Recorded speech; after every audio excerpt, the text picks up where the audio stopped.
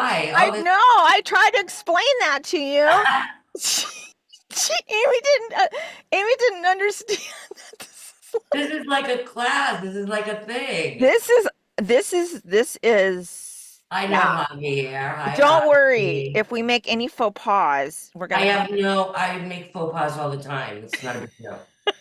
if we make faux I don't pas, even correct them. we're just gonna edit them out. And we're Oh, also gonna somehow good. edit out the echo sound in your voice. Okay. Uh, Um yeah, so this is live.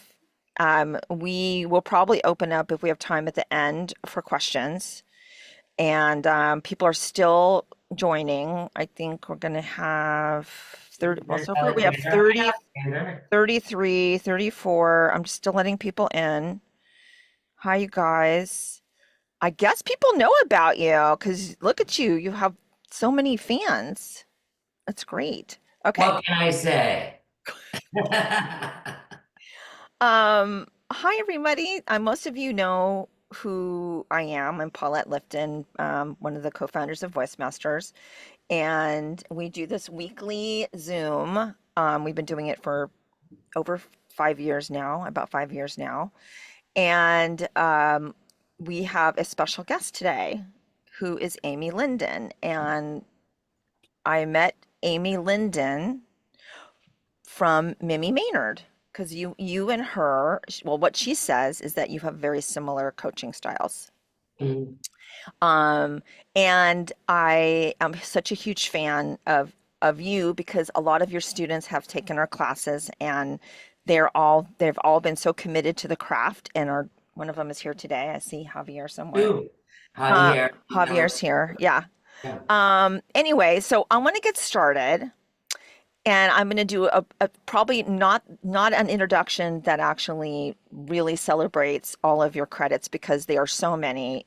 You sent me the most incredible bio that it's like literally it's I'm just blown away by it. But you started as an actor and you started at 10. You then went to New York and studied at the Neighborhood Playhouse and then you also did Shakespeare at the London Academy.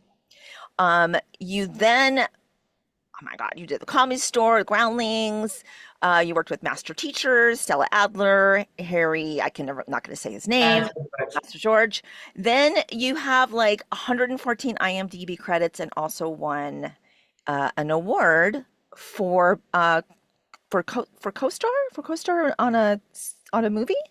Is that what it was? No, Costa Brava, Madrid. I'm in a movie that's actually the entire movie is dubbed. I'm the only one speaking English, and they gave me the award anyway. Well, that So I'm like, oh, I must have done a good job if I'm the only one speaking English. So they had subtitles for me. It's in Spanish. It's actually the movie's now it's on their platform Showtime. oh, that's So so great. Sky Showtime all over Europe. Oh, So they're that's so dubbing great. it right now to bring it to the US. But I'm pretty much one of the only people speaking English. Oh, that's great. You're you're famous for the Lyndon Technique, the 15 guideline map to booking. So a booking coach is what is one of the things you are acting and booking coach, and you also have master classes and some other things as well. And you have an incredible website, which I'm going to put in the chat for everybody once everybody and everybody's here. I have so many questions for you because I just find like your whole philosophy so interesting. Um, Tell me about like what inspired you to actually do this map to booking, other than trying to help actors, obviously. But how did you get inspired? And I know that's actually such a huge undertaking to write something like that and put all of your thoughts on paper. So what inspired you? Well, I actually didn't have a choice. When I came to LA, I could book feature films because feature films require you to be interesting. You know, they want to hire people that are very interesting storytellers. You could breathe a lot and think a lot in feature film, but when it comes to television, it's a formula. It really is an art form to booking a TV show because it's actually a corporate medium. And I had a lot of issues with judgment in the room. So the corporate energy coming at me, and I was also extremely Meisner trained as a child from studying at the Playhouse when I was 16, you know? And so and then as an actor, you're also empathic, you know, you pick up energy. And so I had a lot of fear of judgment. And then I would, like, even if they looked at the other person while I was in the room, it would throw me out of the scene. And in television, they're looking at you differently, you know? Like when you go in for a feature film audition, it feels like a family. They want to they want to become a part of you. It's their baby. But in television, they're looking at your look, they're looking at how you're moving, they're hearing your voice, they're thinking about the other people that are in the show and what you would look like on in with them. And so they're there, but they're not really there. And then when you Yeah. come from theater reaches to the audience. So you're actually including the audience. So between Meisner picking up people's energy, including the audience, I was just a dysfunctional mess. And I was not able to book a TV show. And so slowly I started creating what started working. And then I was booking and booking and booking and booking. And then I booked like 10 co-stars in a year and a half. And then I moved up to a guest star and became recurring. And then my friend Stevie, her daughter was auditioning for a massive studio movie. And at the time, guys, I had 3 jobs, okay? I just want you to know that. And she said, "Can you coach my daughter?" I said, "I'm not a coach." She goes, "Well, just teach her what you've been doing." I said, "Okay." And she booked it. Then she booked it. It was huge. It was huge. She was a lead in a massive studio movie.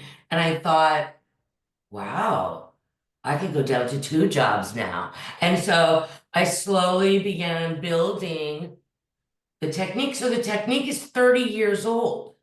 So when I look at a scene, I can name that tune in 3 seconds, like exactly what's missing.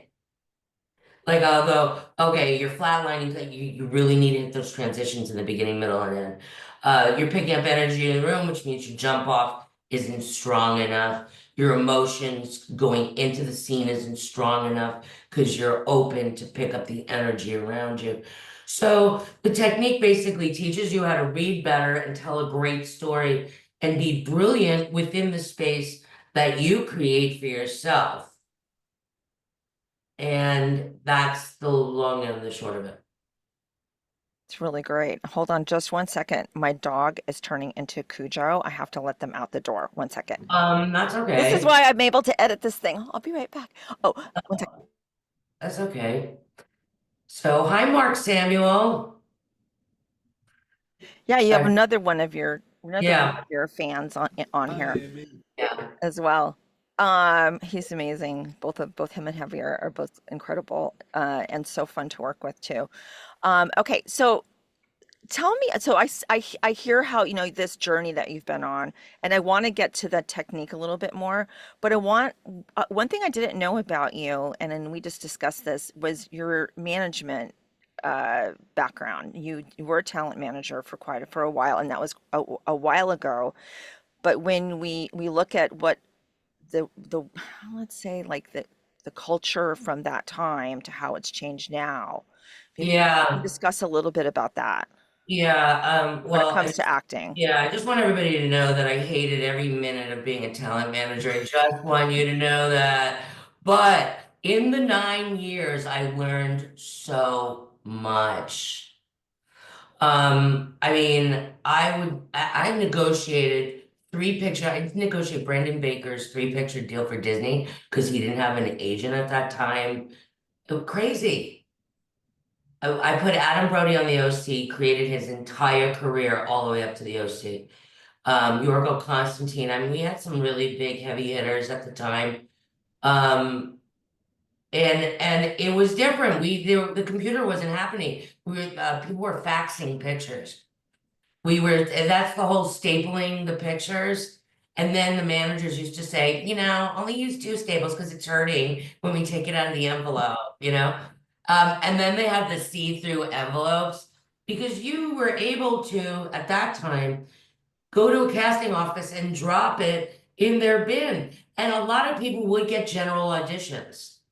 Like they would get general Yeah. interviews. They would You could call them also you could in. also give them cookies and Yes. flowers Yes. You can stop by and drop and things thank you off. cards. Yeah. Thank you cards. Postcards are really big. Now, if you send a postcard, they're like, oh, you're killing a tree. Blasphemy. Don't call that person in ever. So you got to really be careful now. But at the time, paper was a big deal. Um, and we would spend about more almost the entire morning because the courier used to come and pick up all of the submissions at the house where the office was. My partner and I would write post-its on each picture. Yeah, I What know. the person So was what right. so tell me about like the difference So now they just click and the personal touch is not there. on. So people now have to actually go out and create that relationship. Like managers have to go out and create that relationship. So when their agency comes across their desk on a computer, they'll look at their people. Yeah, that's really important. Mhm. Also auditioning is so different now. I just Yeah, and before I was a manager, managers were able to go to casting and bring a book of their clients, and they would go through the book and talk about each client. can't do that anymore. I I know. just casting something right now, and they're having me use a completely different, a unique software that I have to send to. Oh my God. Blue One of the jeans. actors is here now. Is I'm it not gonna blue say who it jeans? is. No, you have to download this whole app. It's really complicated. They have to record themselves into the app, and I think I helped like 3 or 4 people because they were having technical issues. I It's can't. like, wha- I can't. isn't it enough that they're actors? Why why do they also have to be sound engineers? And it's I my can't. pet peeve, and it drives me insane. And I feel like Yeah, that's they're asking because I do a lot of voiceovers through Bach. Um, a lot of people are asking, what is your mic? Now they're asking what mic you're using. I'm like, really? So now you're gonna judge me on my mic? Wow. Wow. that's that's Yeah, I mean, yeah. but commercials are like I that. say just lie by your microphone. Yeah, exactly. Um, I lie. no. I was doing a job for with an actor from the original Transformers, and we were recording him for his robot voice, Oh, and we wow. did one of the sessions at his home, like in his studio, and then we brought him in the studio so we could take publicity pictures, and we did an A/B with the microphones. He was using an NT1, we were using an U87 in a professional studio, and I swear to God, it sounded exactly the same. Yeah. So you re first of all, you really have to know your stuff, and you really have to know what your stuff sounds like, because if it there's so many things you can do to make it sound as good as a studio without spending bajillions of dollars. But let's talk a I little like bit. that. Yeah, I'm creative. Yeah. let's talk about what's I'll put it in the chat. What is like what do you think is required now as for voice actors? I mean, we've talked about this a million times on different podcasts and different things, and this is obviously a discussion that happens a lot. I know our philosophy is very similar to yours, but I want to hear yours because they don't need to hear any more about me and Mimi. So when we're talking about like this guide map to booking, can you, I know we're not going to talk about the whole entire thing because we don't have 3 hours, but can you talk a little bit about what that is from your point of, what you Absolutely. I feel that a lot of acting classes, they're sitting around going over the scene, the scene, the scene, the scene, the scene, but nobody's actually teaching how to break down the scene. So that's what the technique is based in. It's based in how reading comprehension. How can I really see what's there? And how can I learn how to read it and see what's there and not miss anything? And a lot of people come from the pop psychology of making a choice, and I believe the choice is made by the writer. You just need to have a really good eye and find it. And so I teach you how to read better and how to really break it down and see everything and how to look at it in film and television, because film and television is moving pictures. So you're looking at everything in a frame. So in this frame, it's this, in this frame, it's that. So a lot of people will miss the top where it says exterior mountain, mountaintop evening. Like they'll miss that they're at a mountaintop. They'll miss that it's at night, and they'll miss what that might mean. So I go over everything, and then what I do is help you work on your emotional vehicle, because a lot of people came from the school of intention beats action and all that other bullshit that mean nothing and put you in your head. When people go to the movies, they go to the movies because they're interested in the person and what they're going to bring to them that day and how they're going to change them emotionally. So if your emotional vehicle is not together, then you're going to be acting with your head. And so those of you that are constantly directing your scenes or editing while you go, or it's how you're doing your homework. And nobody is going to see your talent, which is your emotional vehicle, unless you learn how to do better homework. And so that's part of it. And then there's the philosophy part, which is your power and how you show up as you, and that there's only one you, and you are the gift that you're bringing. And so when all is said and done, there's let go, and it's yours, because they're not going to bring 10 of the same people back for producers. No, they're not. And Yeah. if you don't bring something that is powerful enough, unique enough, committed enough, they're just going to hire someone else they already know. That sounds, you know. Yeah, absolutely. I mean, we talk about sometimes about the horseshoe theory, like the top 2% and top bo- bottom 2%. What's Um, what but like most auditions will be very similar, where a lot of times, when you're for casting and you finally hear something that speaks to you, that's usually at the top percent, as opposed to just kind of Yeah, and phoning it I in. could totally understand that in voiceover. But on camera, so much else goes into it, the look of it, the tone of it, the genre. What show are you in? What network is it? What socioeconomic status are you? And nobody's teaching that.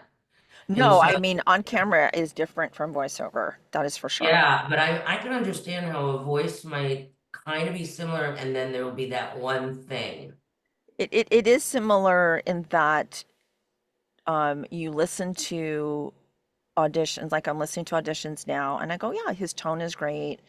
He matches the character. I don't, there's no, there's no passion. There's not enough passion, and it doesn't met the passion that they have, or the take that they have does not match, because they're Yeah, replacing something, right? Doesn't match the yeah. original. Doesn't match. It isn't up to par with the original actor. So especially in dubbing, or when you're going to English and you're trying to match, um, you have a guideline. Yeah, yeah, like Mimi put me in that Spanish thing, and the look of the person on the screen and her tone already was gruff and and so you need to match that with the intonation and the emotion of the person for sure. I totally get that. Yeah, and on camera, you're creating something unique. Like, this is you. Yeah, This is unique. This is unless it's like original animation or something, or maybe it's a possibly a commercial, but it's different with on camera, because you are creating something and you have so many more choices with your body and your face and all the different things that you can add to it, and it's it there's a lot more nuances. yeah. I thought it was always very helpful when you, especially with animation, to say, well, inspire the animator to animate you. Like, is your voice going to inspire the animator to write for you? And it's the same thing for on camera too. If you're going in for a series regular, Because I have 56 series regulars, guys. And Adam just won a Critics' Choice. And I have an Emmy winner from a soap opera and an Imogen winner from a studio movie. And these people, all of them, got in their lane and optimized their lane and knew who they were and what they were bringing, and we were interested in seeing more. And what is that? Seeing more of you. So I think that a lot of us have stuffed ourselves so much because of whatever some teacher might have said, or what our family told us, like, when is this gonna happen for you? And constantly, there's so much judgment on it that, I mean, how do you create around all that? Well, you can't, it's pretty hard to create out of negativity because there's no freedom. There's no Exactly. freedom, and there's no freedom in fear either. Exactly, but that's why the clarity of vision, okay, which is what you're talking about. If two voices are very similar and one pops, they had clarity of vision. I love that. I love that clarity of vision. Um, Yeah, they told a better story. They understood in voiceover would be understood the point of view a lot stronger. They understood what the product was. yeah, I agree. What do you feel? I mean, you talked a little bit about the things that hold you back, but what do you feel is probably the most common for an actor to make an You impact? know what, I think in any field for any artist, I think the biggest thing that holds us back is money. Um, that we get into this cycle of I have to work, I have to work, I have to work. And we forget that we're either a voiceover actor first or an on-camera actor first, and you forget. And that needs to be. I actually just did. I hope you guys follow me on Instagram. I did a lecture on that about forgetting that you're an actor first, and we can get so tied up in our life just to sustain our life that it goes by the wayside. And then it becomes about you fitting it in. You are never going to book a big job fitting it in, ever, ever. I mean, if you have a person going downhill skiing and they're going after the gold, and it's gold, silver, and bronze, okay? And they miss the gold by like a tenth of a tenth of a tenth of a point.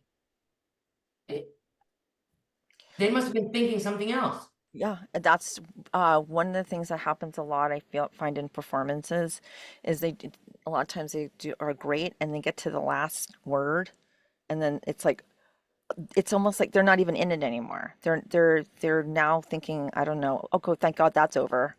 Um, Oh, funny. but and I use that analogy of if you're in a marathon and for 1 second you see that finish line, for 1 second you go, oh, you're out, you're gone. You're gone, you're out of it. In that 1/10 of a second, it could be all over. Everything you've worked for is gone. I know that seems very, Well, especially when you're competing at a high level, okay? yeah, exactly. I've taken people from zero to series regular. And then when you get to the network, okay? The zero as in no training. Okay, that's what I mean. When you get to the network, then it becomes a head game. And then it becomes a life coaching almost session because you're already doing great work because you're at a high network level. So now it's about staying in the game. And how do you do that? Again, you've got to find a way that you could get to zero. How could I clear myself so I could be the best? But a lot of anger goes in it because you're like I have a girl that was the number one on the call sheet for Rise of the Pink Ladies. I believe she had 8 callbacks on Zoom. So by the 6th callback, she was pissed because she's like, "What don't you know yet?" And that energy is going to go in your next read. And so, how can you stay a clean vessel and not bring in a lot of your crap into your artwork. Yeah, And that's there just true. needs to be a place where you can just drop it and Where you're present and you're completely present, yeah. and that's your job. On that note, there's also the mindset of like, oh, that person took my job. That was my job. When nobody ever freaking hired you to begin with. How is it suddenly your job? Or that, that, and I've seen people still be successful with that mindset, though. That's not a champion mindset. A champion mindset, I mean, why do you think football players sit and look at the plays? Okay, they literally sit and watch the plays. They also watch the plays of other football leagues and football teams.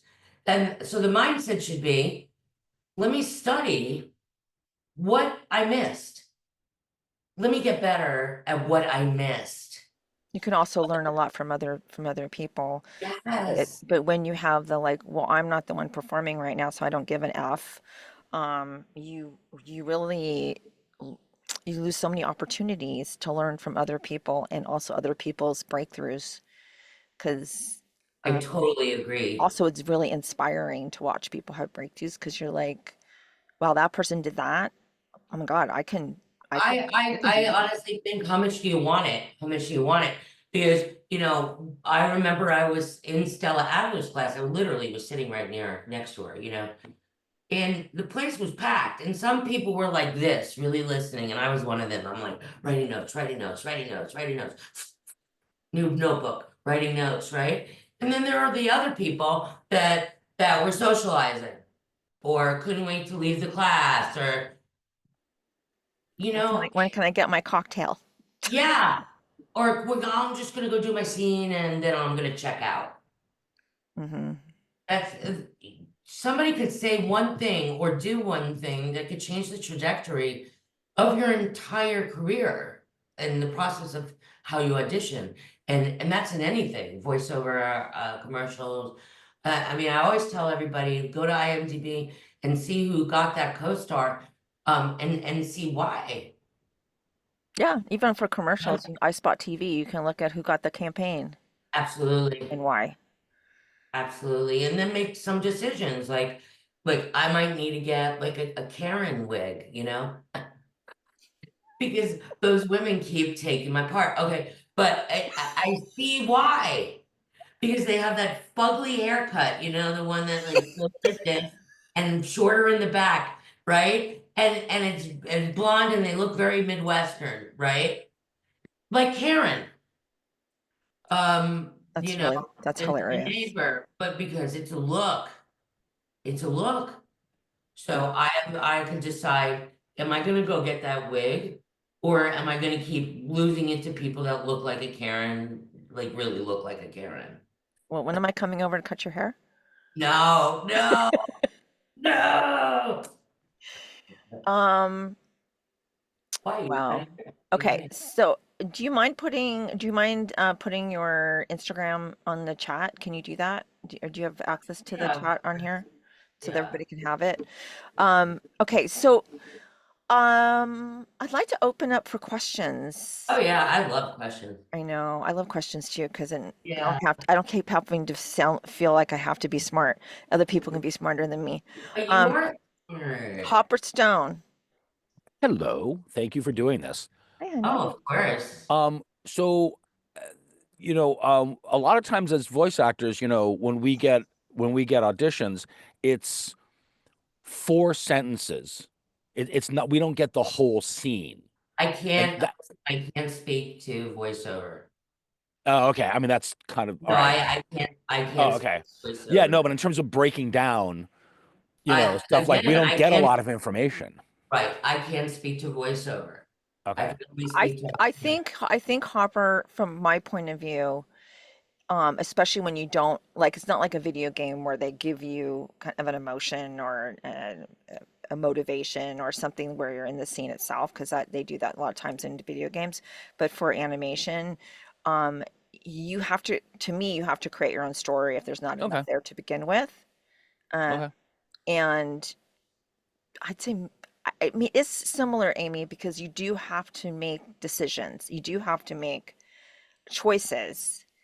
And I think if your choice is not, I don't know, impactful enough, if See, you're, on camera, it's completely different, because you have a lot more information. You have the network, you have the environment of where you're at.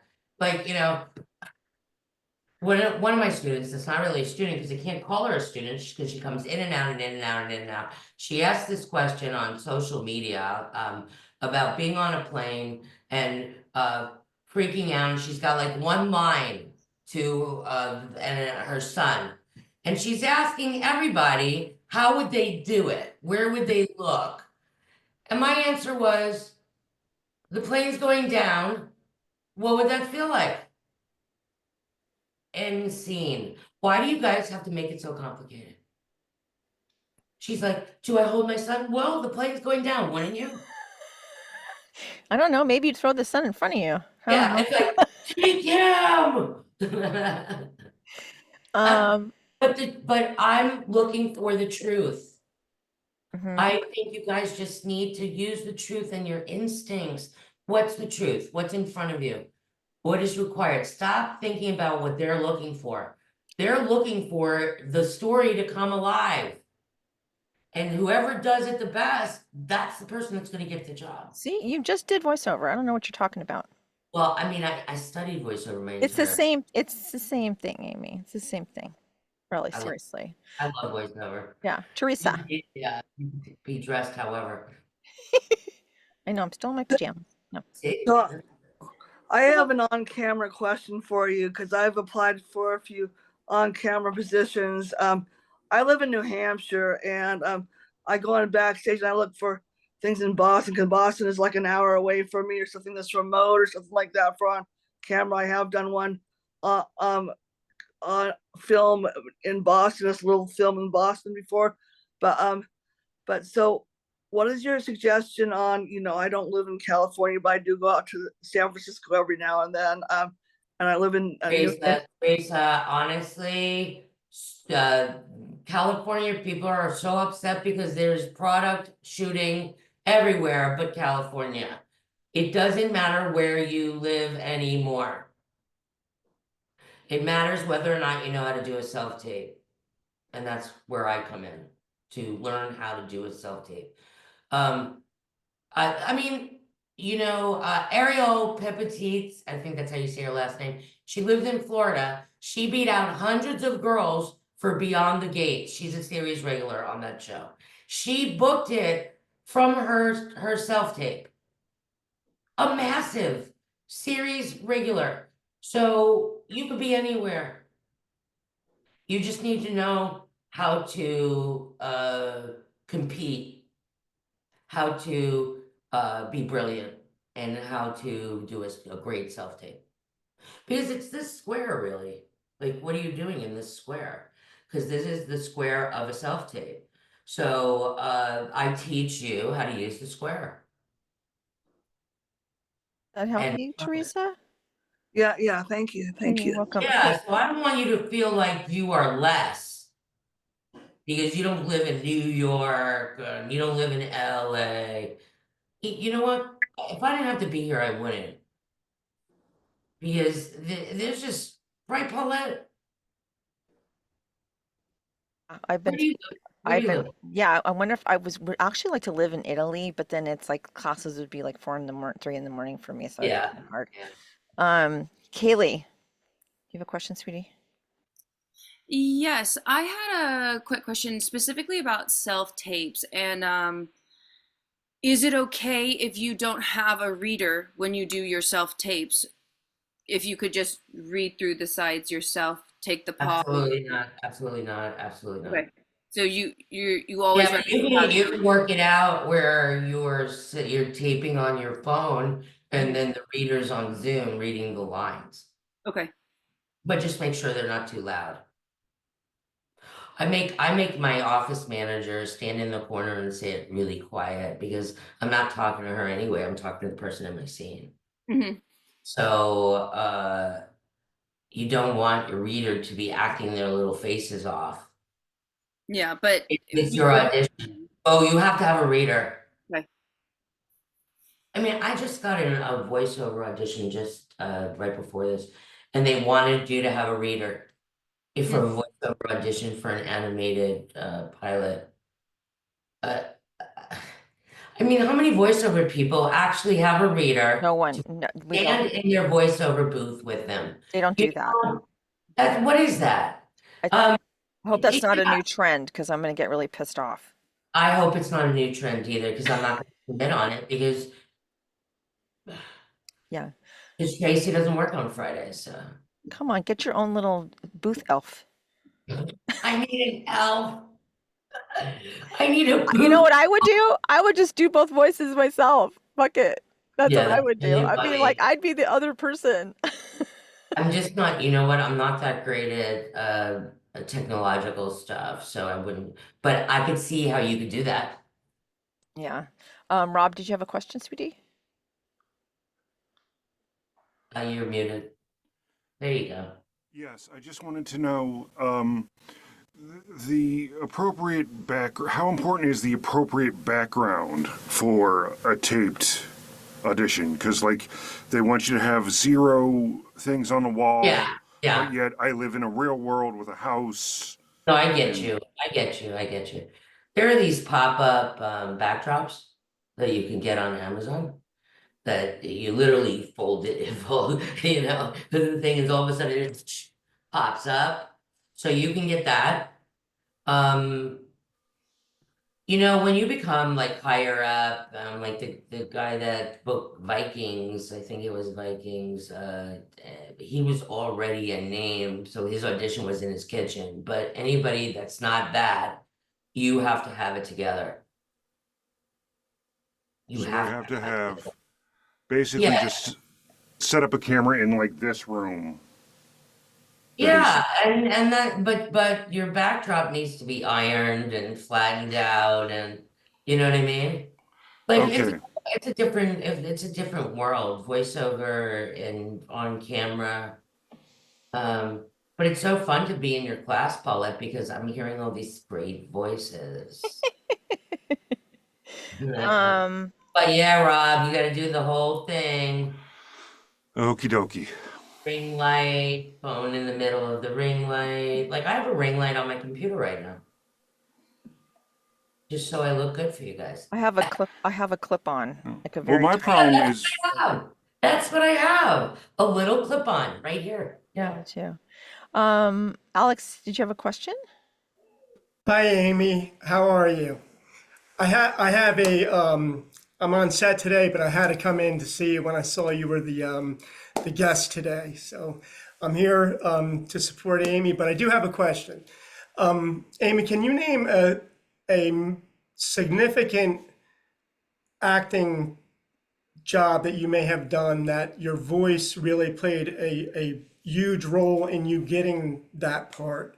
Ah, God, such a great question. Of course you're my student. You gotta stump. They try to always stump me. My students do that to me all the time. They're like, okay, try this one. That's a really good question. Well, when I played Mrs. Whiffam, who was a Cockney, she was a Cockney maid in Dracula's it was a Dracula movie. It had to be, I had to look like a turn of the century innkeeper.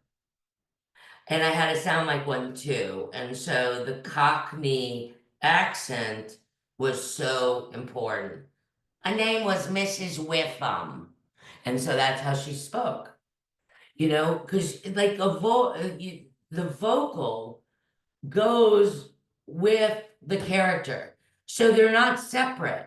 And so you guys that are voice actors that want to move into on camera, you're going to be able to put it together. It goes together. And it's a really strong part. Like when I did Ugly Betty, she needed to sound like Queens, like a low level working class Queens. Well, what is that? And dialects are so important. And especially when you don't have a lot of credits, you can actually get a really big job if you could either speak a language or do a dialect. It's really something. But for that Dracula, that was an important thing. Guys, you could catch that. It's on Lionsgate, put it out. Great. Taryn, hope that answered your question, Alex. Yes, thank you so much, Amy. I thought it was going to be the Lucy one because I loved your Lucy clip too. That one. Oh yeah. That's Yeah. so good. Yeah, but that was for that was for a YouTube series that I was recreating Lucille Ball and did exactly her voice and her movement. And then when the clip was done, I put up the Lucy clip to show how I spent all that time looking at her voice and her movement, exactly how she did it. So it was really a cool exercise. Yeah, thank you, Alex. It's a lot of Thank you, work. Amy. Love you. That's a lot of work to do that. Taryn, do you have a That was question for me? exciting. Yeah. Yes. Can you guys hear me first of all? Yes. Awesome. Hi, Amy. I like can't believe I'm like on a call with you right now. It's really awesome. I know you mentioned Stella Adler, and I just read like a whole book about like the history of acting in the 20th century and all that. Um, I found her like rivalry with Lee Strasberg really fascinating. I wanted to know if you had any like opinions about Yeah, that. let me explain that to you. I'll tell you why there was a rivalry, because I studied method too. I studied everything. Charles Conrad, every technique there was, I studied. You have to understand, I've loved it since I'm 10. So I was obsessed with it. The reason why they had a rivalry is because Stanislavski and Strasberg felt that you needed to use an emotional recall. Stella Adler felt, and I teach this too, that your imagination is endless. That it's not the emotional recall, because the emotional recall actually takes you out of the scene to the emotional recall. So the Adler technique and the Lyndon technique, it's all about staying within the scene with the emotion itself, that finding the trigger, that you don't need to go to the event, but find the trigger, which is why I talk a lot about having an emotional journal, of being able to go, okay, paranoid, anger, what's in the throat, fear, and where is everything in your body that you could access, and that the emotion is inside of you, that you don't need to go somewhere to get it. Now, the event might show you where it is, but you don't stay in the event. And so that was, I hope that clears it up for you. Yeah, I like that explanation because I just started Sanford Meisner's book and he has, his That's a whole other animal. Meisner, exactly. yeah, It's a lot to put Meisner, together in my head. yeah. I mean, Meisner is all about the emotional life and behavior of the character, but it doesn't apply to film and television because you're not exchanging any energy. Mhm. So that's why I had a hard time booking when I graduated, because I was exchanging energy. So if the casting director was looking down and not with me, I would feel their energy and put it in my scene, right? I think Meisner is great for theater, which is what it was built for many years ago. And it's great to teach you if you have if you're not great with space work and emotionality in the space work, I think that's important. But in terms of working, no. Wow. Thank you so much, Amy. Yeah, but when you get the job, I mean, I wish I had booked and it's not over, like a Walking Dead kind of a show where they're on location. They're all like in their hotel rooms, and they're being actors, and they're going over the scene, and they're exchanging and feeling and can do that. But that's not the reality of the business. You're lucky if you even have a conversation with the star at all. And especially in soap opera, there's no rehearsal. Yeah, you've done quite a few soap operas. Yeah, I've done 5. That's a lot. That's a lot. There's no rehearsal. It's very scary. It's very, very, very Like scary. it's like doing a play. Yes, exactly. The curtain goes up, there's no, there's no going back. Yeah. Yeah. And there's one take. They don't do any other take, guys. So if you don't like your take, it's gonna go, that's gonna be on TV, that's it. Yeah, I one time did this session with an actor who I had a huge crush on, and it was his last episode of a very big series, and he was one of the stars. And he saw him. What it, I Paulette? can't say. But Paulette. his initials are CN, and he used to be on Sex and the City. So, Yes, no, shut up. so he launched himself on stage to do his ADR, and he stopped and he called the producer and said, "I cannot believe you let me look like this. I knew had the flu, blah, blah, blah. I'm not going to do this. You have to recut the whole show." And he goes, "We're on the mix stage. I can't do that." So after half an hour, 45 minutes of arguing, he finally did his lines. And Wow. my crush was over. I no longer had a crush on him. Yeah, because now you Yeah. oh, another narcissist. Wow. Flip I would chat. not say that. But Carmen, did you have something you wanted to say, sweetie? Carmen's actually teaching our improv class coming up. We have a really incredible improv class coming up. So It's gonna be fun. Sign up. I'm so glad I came today. You mentioned earlier that is not the mindset of a champion.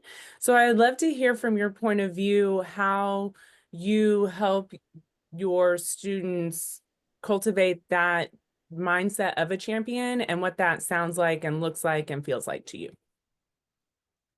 Well, a lot of people become actors because they're broken. They want to be seen and they want people to love them. I mean, like 99.9%. There's that 1% whose parents like love them and really like over love them and they could do no wrong, but that's only 1%. And so, how do you take a broken actor, a broken person who's an incredible instrument? How do you take them and tell them that the world really wants to see what they have to say in their voice? It takes time. Because the very reason why you're broken is the very reason why you're a great actor. But how do you get to a point where you're able to share that? And that's when I start teaching you how to build this world around you that you can live in that doesn't include the people outside of the world who have nothing to do with the world that you're creating. Like, for example, okay, let's just say something apocalyptic. So let's just say that I am I am stuck in a bunker and I really am in this bunker and I've been in the bunker for 5 days and I'm hungry. Well, that's the world that I'm going to create. The moment that I walk in the room, I'm not walking in an office, I'm actually walking into the bunker.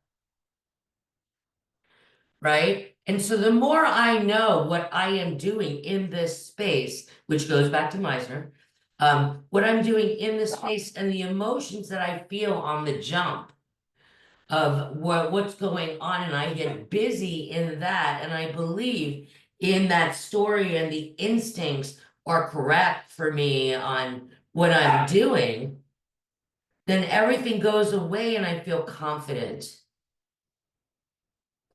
And the more confident you feel, the more of a champion you're going to be. Power comes from knowing what you're doing and sharing it. But a lot of us have problems with that because of our life. So we fix that. We fix that with the work.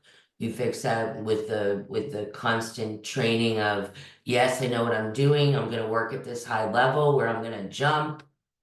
And I'm gonna see what happens, and if I fall on my face, I'll fix it and I'll go again and I'll jump. But a lot of people don't jump. no, they don't, because it's too frightening, and you risk a lot. You have, I think you can't only have breakthroughs if you risk.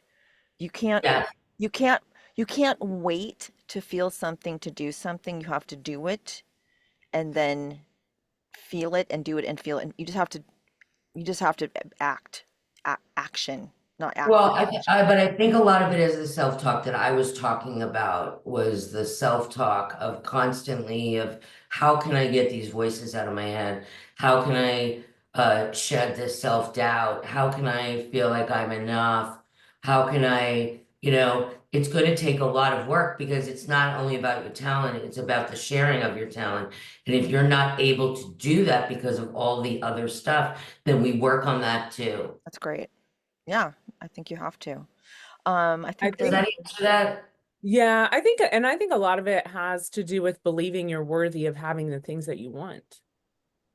Yeah, but that honestly, that takes a lot of work in cleaning out your life so you don't fill yourself up with people that don't think you're worthy. Yeah, absolutely. yeah. Thank you. Or Yeah, I agree. I don't know if you know Barbara. Do you know Barbara Deutsch, Amy? Yes.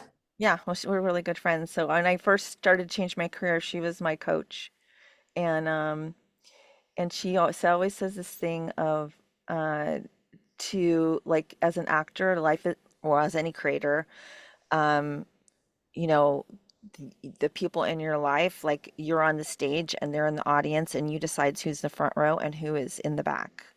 So if people don't support the people that support you, need to be in your front row. Yeah. And I think that's really important because it's too easy to be defeated with negativity, and which we talked about when that's like a full circle from the beginning. Yeah. Teresa, you said you had a quick question. What's your quick question? Yeah, I'm in this online improv comedy thing, and we do it, and I do it from the certain room. I'm gonna be in California for the day we're actually going live on air. I got to do it in a different setting. So what do you think about that? Do you think that's okay? Teresa, anything that you do to make your instrument shine and feel good is a good thing. I agree. Anything that you do, anything. I mean, even if you, thank you for the question, Teresa. You guys, even if you spent the day making a vision board, that's going to help your career. I love vision boards. Everything that you do hmm that brings you joy is going to help your career.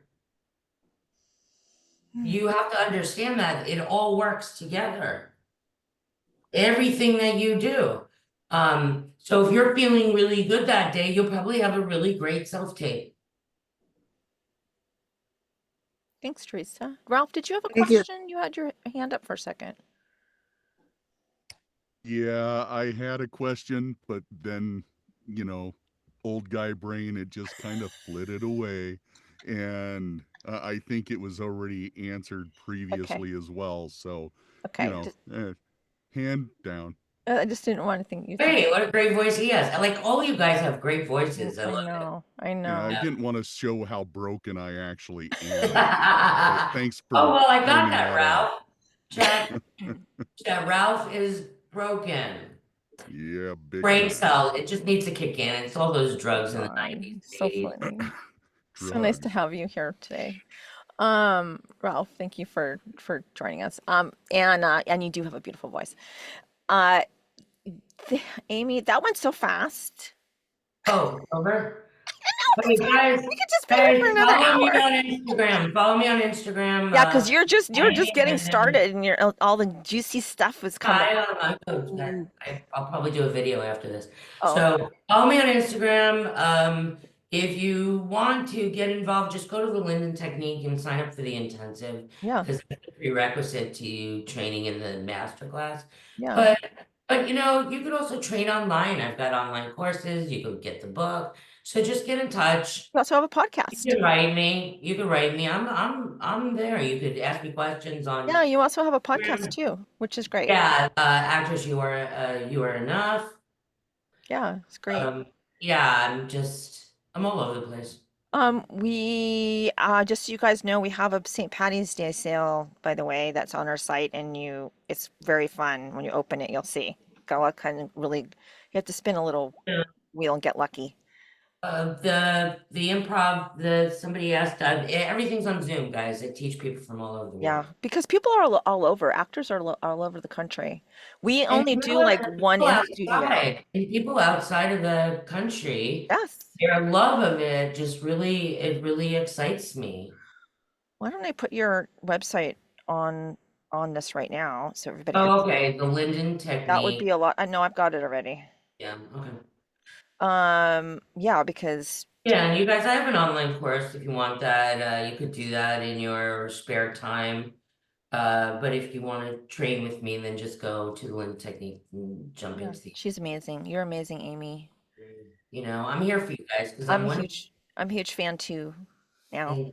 the, Now I know why my partner Mimi loves you so much because you are so brilliant and insightful and such a champion for actors, and that you can really tell how much you love what you do, and it shows.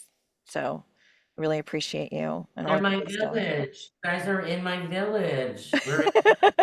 You're in my village, Paulette. You're one of the leaders in the village. Aw, you're so adorable. I finally got to meet you in person this year and give you a big hug, so I was very excited. Yes, at the American Film Convention. That was so Yeah, yeah, yeah. We were at the same convention. Okay, you guys, thanks so much for being here today. I think I'm staying online with Kaylee after this, and then okay. I'm gonna go. Okay. Hopper, let's make a Hey, time. love you guys. Mean it. I'll see you guys later. Bye. Next week we have a really great guest. So I hope you guys can join us. David Hayter is going to be our guest next week, and he's an incredible voice actor in the video game world. And see you guys next week. Bye. I'm so glad I came. This was awesome. Hey, we were thinking of moving the class to 5 o'clock. Yeah, Chris and I talked earlier today. We had a whole